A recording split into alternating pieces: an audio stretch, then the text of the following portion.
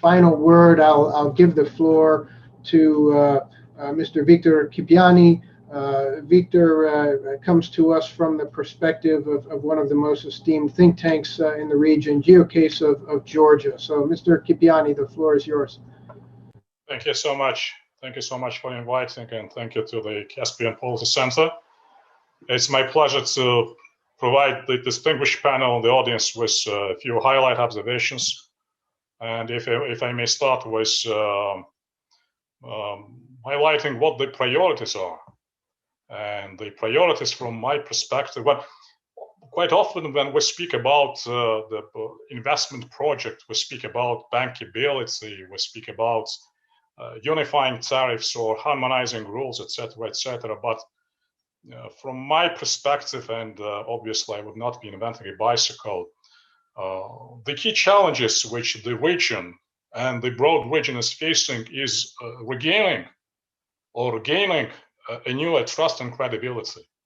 I think, these are the most challenging objectives which we all should unite our efforts and combine our efforts. And this is indeed something, which is a win-win game. And I don't believe that any single country could accomplish to the largest extent, all the benefits which the region provides if it's not united in its efforts, in its political will, in its capacity, etc., etc. So again, to underline the trust and credibility, especially in this extremely competitive global business environment, is something, which brings us all on the same page, regardless of differences in political regimes or in foreign policy trajectories, etc., etc. So this is the most unifying driving force. And we have very good examples of accomplishing grand objectives. If we go back to the last century and recalling ourselves and the audience about the massive successes which BTC had and has, or South Caucasus pipeline. So these are the clear examples, how we could all be united, by the same efforts and by the single goal. So what the opportunities are? I think the opportunities are also immense. And these opportunities, primarily, they relate to the geopolitics of the region. And this the importance of the geopolitics is on the increase. For various reasons, gentlemen, the region is even bigger today in its geopolitical and geoeconomical significance than if judged only by its geographical definition. It's not just a huge patch of land. It's the network of interconnections and interconnectedness and interdependency, which is at the intersection of various transport and energy routes from north to south, east to west. But what is also important that it's a very meaningful safety link of the two largest regions. One is that of the Eastern Europe, and another is the Middle East.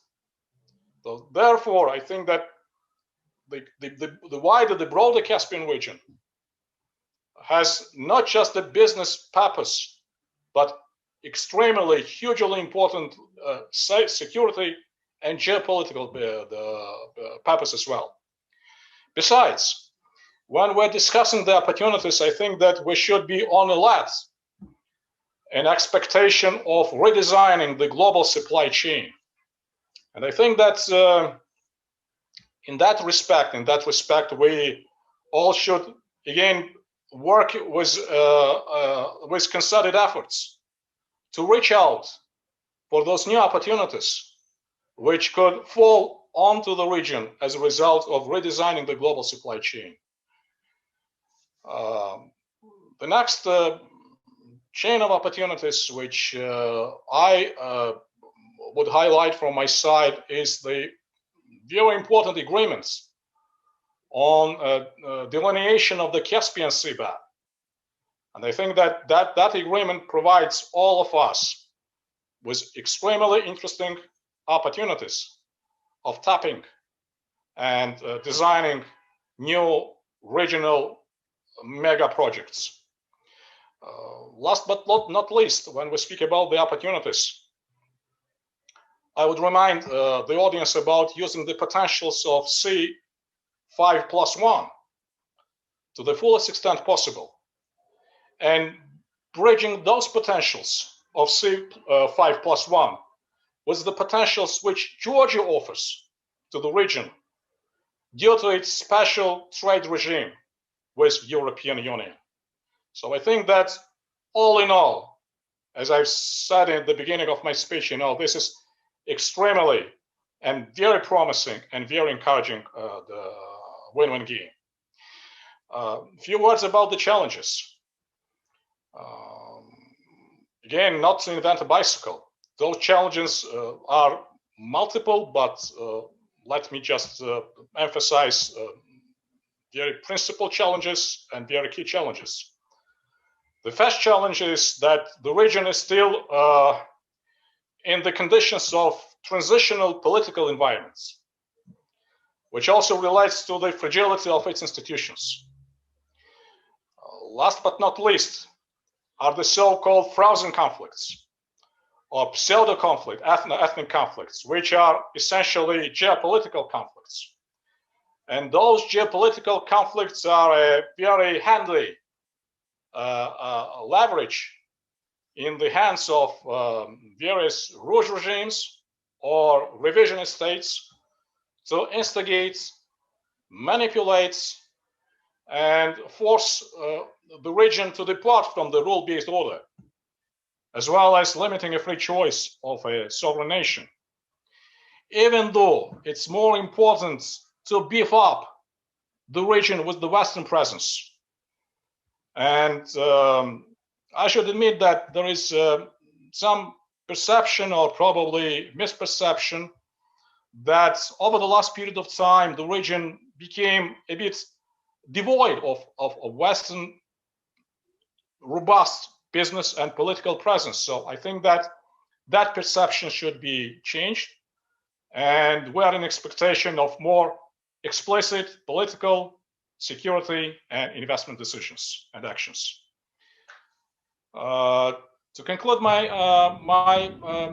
speech or my presentation, when we speak about the source of funding, because of risky environments, I believe that the key drivers for improving the businesses on the ground still are IFIs and development institutions in the first place. This, just speaking realistically, the state actors or the state-owned the entities which could take more risk on their shoulders, then could be followed by private funds. And even then, those private funds or private enterprises have to be navigated, facilitated, or backed up strongly from state stakeholders.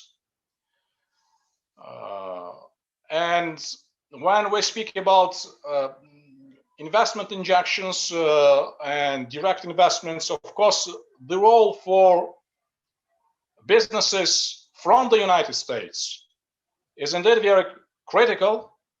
It's decisive and has a true multiplying effect. It is specifically important when we speak about, and my colleagues on the panel, they mentioned developing and upgrading Georgian maritime transport infrastructure. We're expecting a decisive say of US investors and US investments in that respect. But I should end up, my presentation with again emphasizing and highlighting that doing business in the region, it's not just about businesses per se.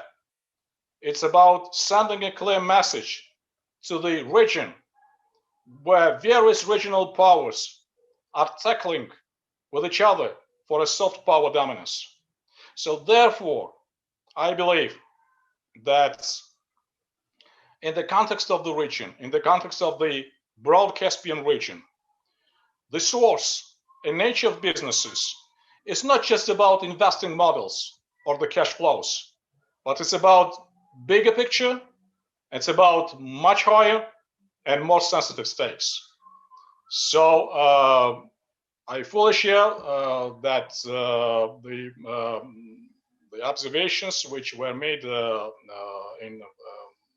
by previous presentators and speakers, that more interconnectedness, more interdependency, but more presence of the Western interest in the region ensures, to the largest extent possible, healthy business environment, safety, security, and prosperity for all the countries in the region. Thank you very much indeed, and pleasure to share with you my thoughts and my observations. Thank you. Thank you, Mr. Kipiani. And your point is well taken regarding the importance of a robust Western presence, and was pleased to see the recent visit of a delegation from the U.S. Congress to the region, and hope that that we'll see more as